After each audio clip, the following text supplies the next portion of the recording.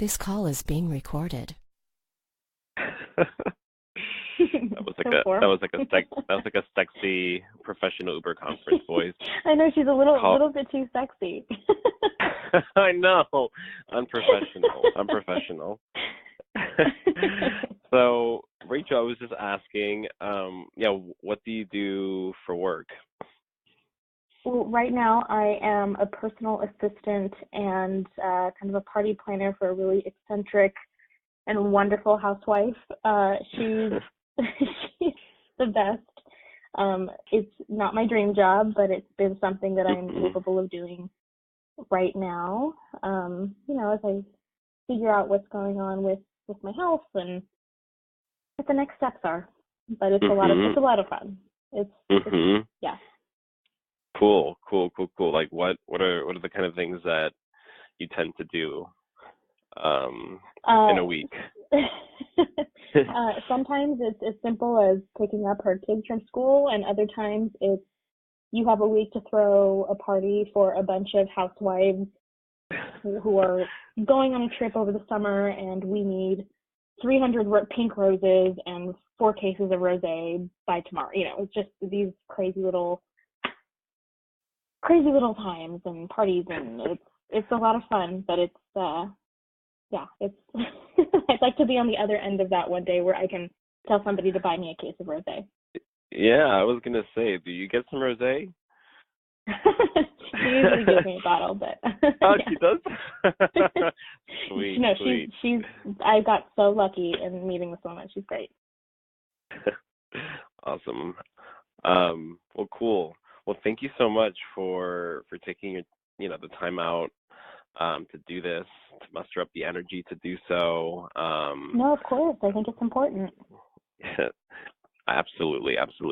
I'm really excited for people to hear your story and what you're dealing with. I actually don't think you're dealing with something very unique, but at the same time, like what you've been dealing with in the healthcare system, from the outreach I've been doing to people in my community, apparently it's not that uncommon, right, for a woman to face certain specific challenges when interfacing with doctors. It's really been quite an experience to see all the different levels of all the different parts of the medical field. I mean, it's been a 10-year journey. I, in 2009, started developing really horrible stomach pains and unexplained weight gain, and I am somebody who is, if I had a problem with eating, or if I was, if it was a lifestyle choice, I would admit to it, but I wasn't able to eat, and yet I was gaining a ton of weight.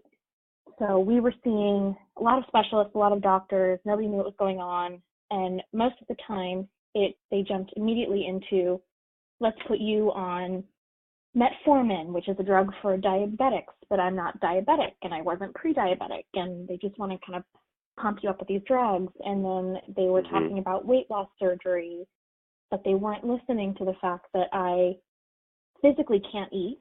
I have no energy. I was, late teens, early 20s, developing these symptoms that just shouldn't be happening. And I was very fortunate that at that time I was covered by my parents' plan, so I was able to see specialists pretty quickly. However, my experiences were,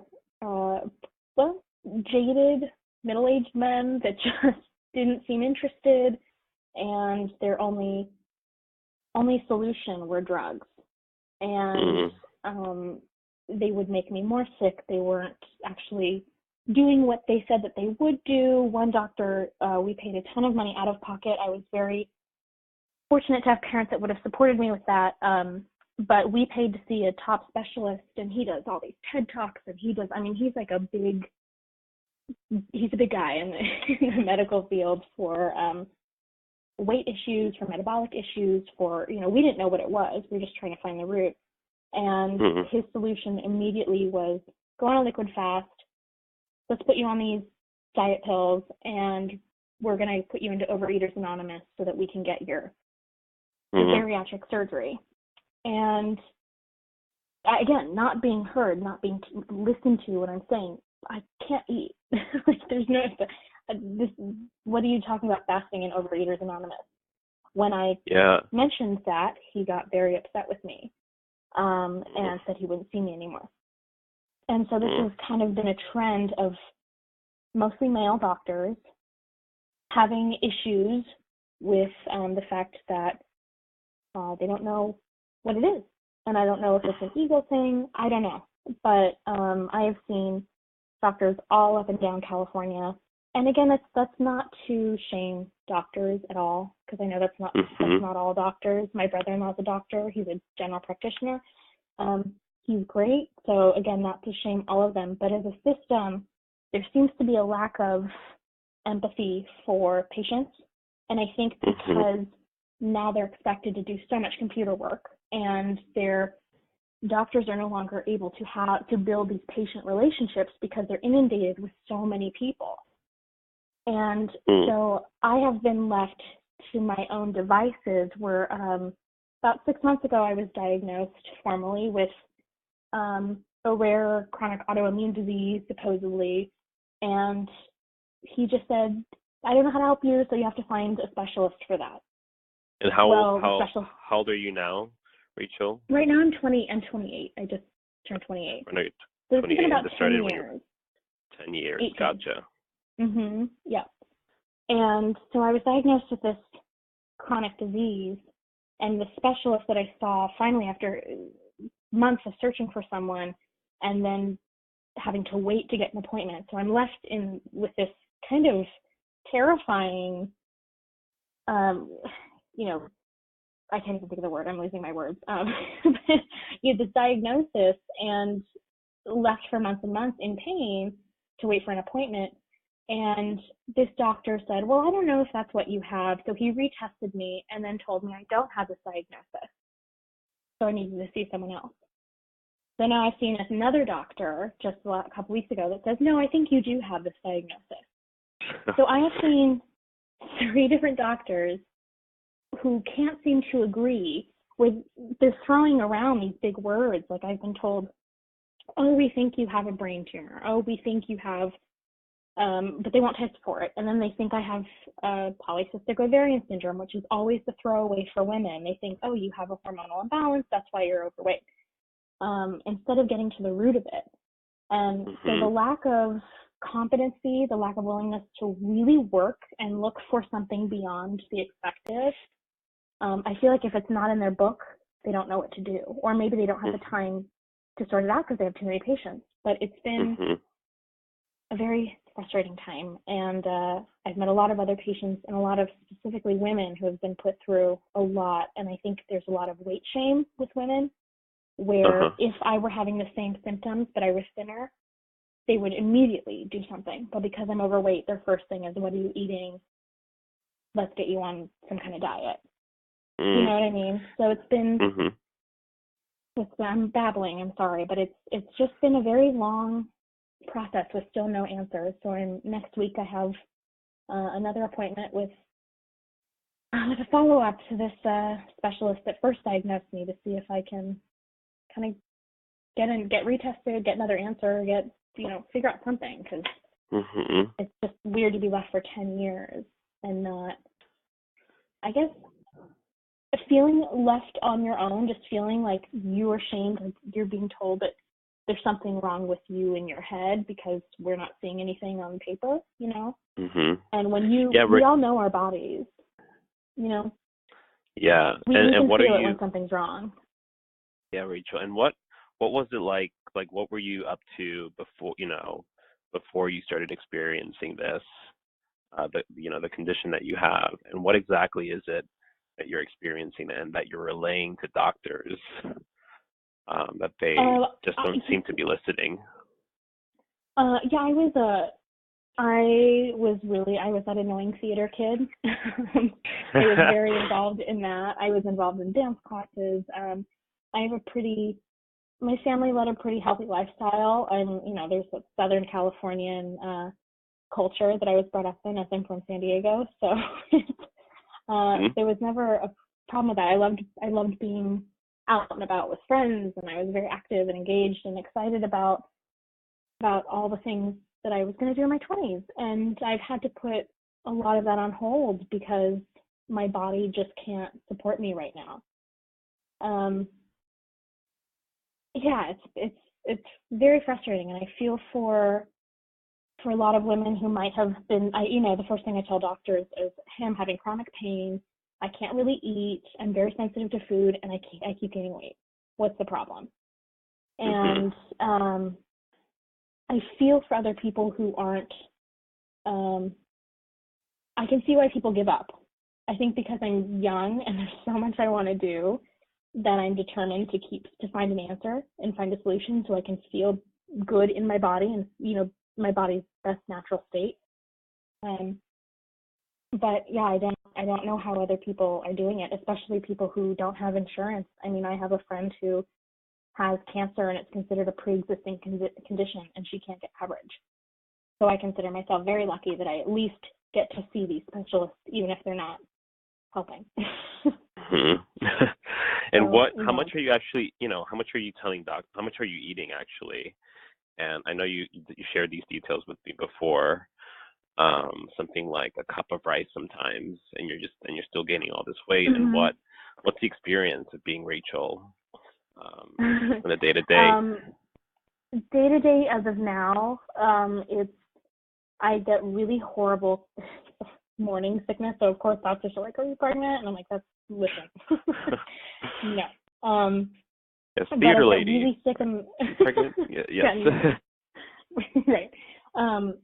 And yeah, so I start my day off. I try and have some water. I just am usually really nauseous in the morning. Sometimes I can get a little like small cup of tea, just like plain tea with lemon. I can't eat usually until about the afternoon, and in that case I'll try and have like a banana, or I'll have a little cup of rice, or I'll have some broth.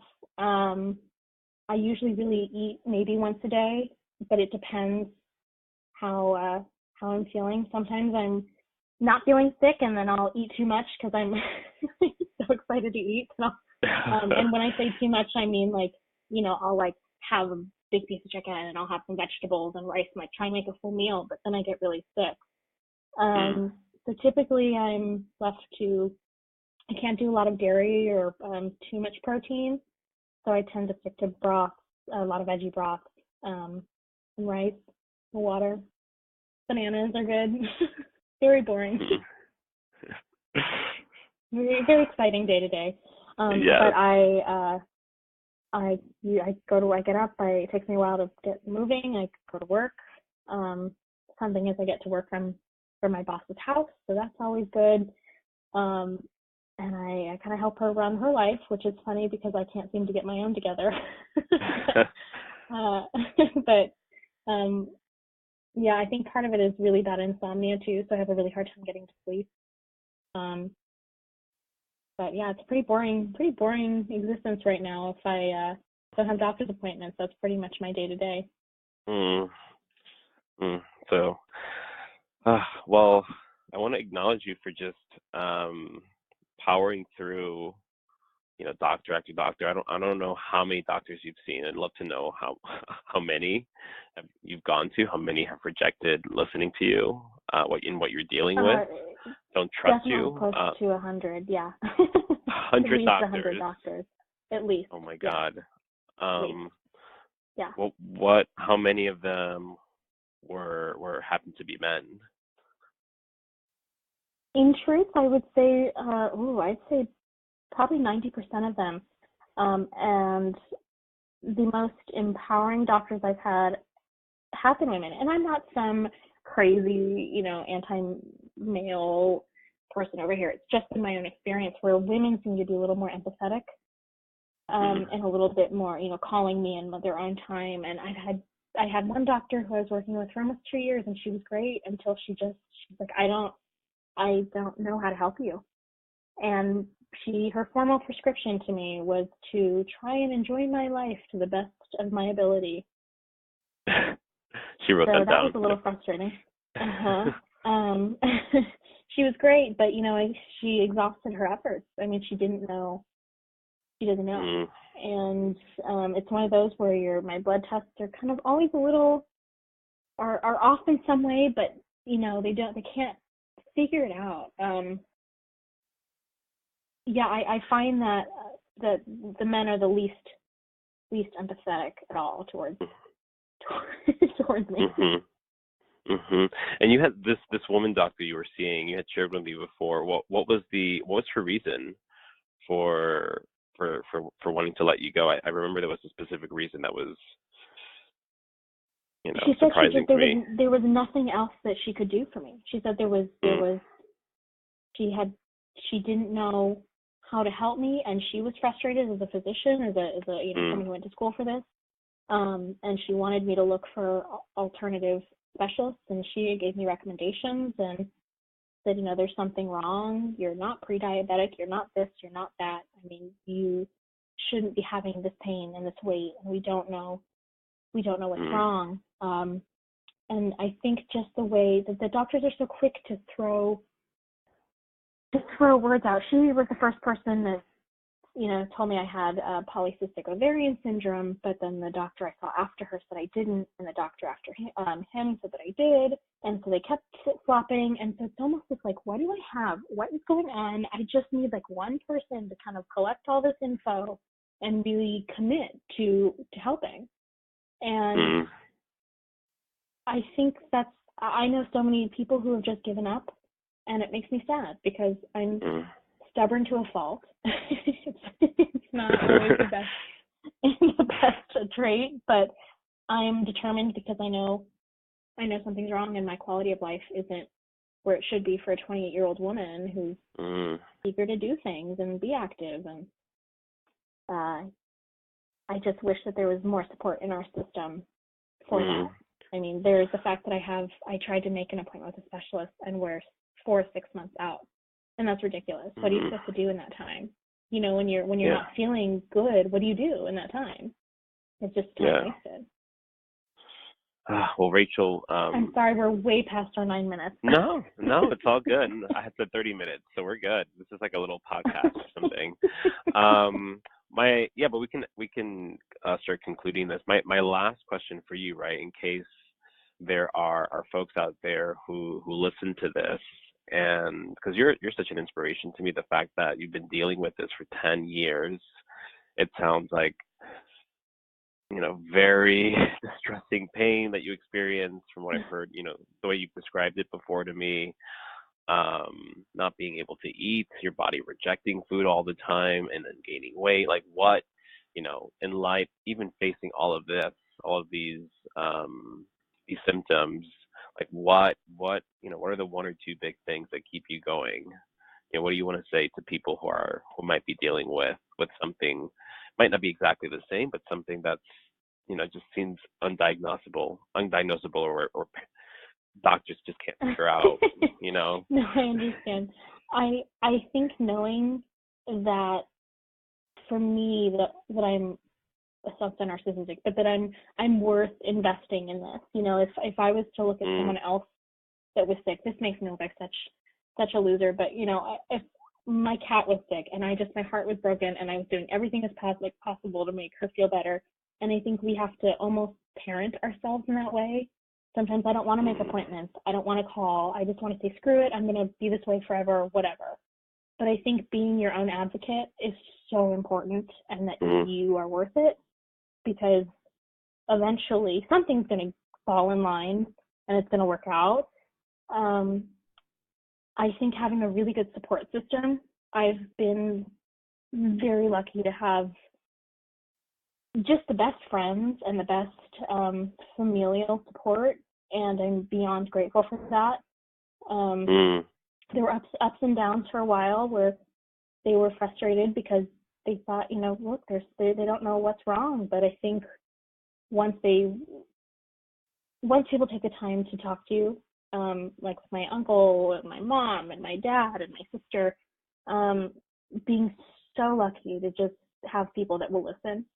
I don't know what I would do without those people, to be really honest.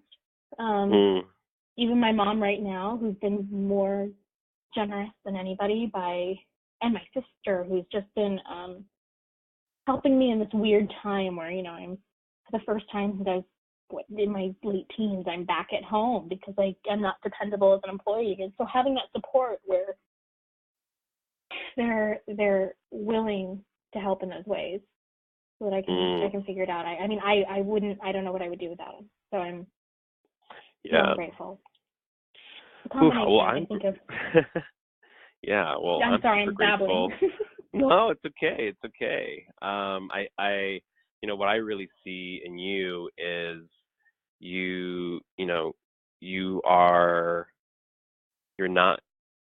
have this courage in sharing what you're dealing with. You don't shy away from just being fully expressed and share everything, from the bad to the good to your power. I think that your ease in doing that, I think, is probably hugely difference making.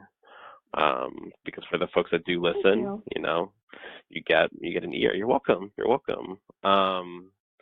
So yeah, that would probably be my message, right, to folks. Like, don't hold it in, right? Don't hold it in. Like, share exactly what's going on. We just all need. I think it's about communication. I think that's the only way we'll move forward and get anything done. Is do we just have to talk about it? Well, thank you. Thanks for talking about it today. Thank you I'm for sure. listening to my sad little sappy story.